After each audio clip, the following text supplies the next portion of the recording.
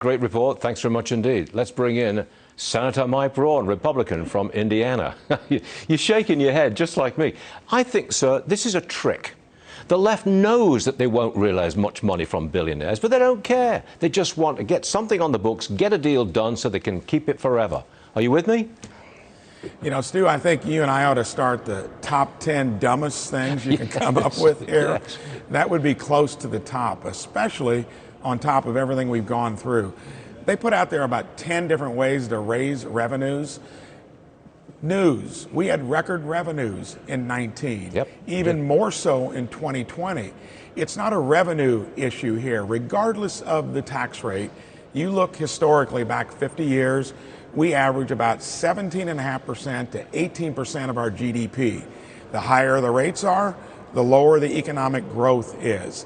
And the lower the rates are, well, if you find that sweet spot, that was the pre-COVID economy. That was the Tax Cut and Jobs Act. I've never seen a party try to undo something that wasn't broken, and this would be on that top 10 list, maybe like forcing vaccinations or you get fired. That polls at about 14%. So we'll get through all of this, but Main Street America, especially where I come from, we just got in my home county a report that we're down to 2.3% unemployment. We don't need more government. We need to get it out of the way. We especially need to be talking about maybe balanced budget amendments, tagging the size of our federal government to the percentage of our GDP that revenues normally come in at. That's what we need to be talking about, as opposed to how we're going to fund a runaway government. Got it. I think it's unseemly to see this last-minute scramble with these harebrained ideas just chucked into the pot. People are laughing at us. I mean, I think it's awful. They are. But let me move on to something that I think you're involved in.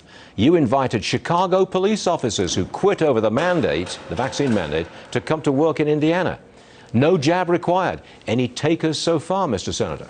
So just got an update on it. I think the last time we spoke, I live about 5 hours south of Chicago, had somebody inquire all the way downstate.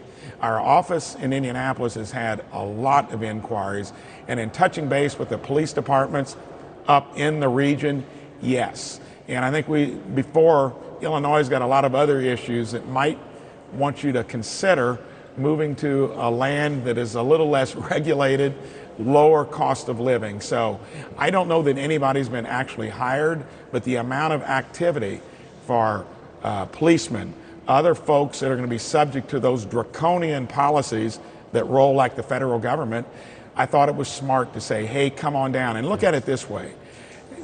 When you try to equate someone leaving a job where we've been paying them to stay put with the fact that you've chosen not to get vaccinated. I mean, I've been clear on that. Do it unless you have a good reason not to. No mandates.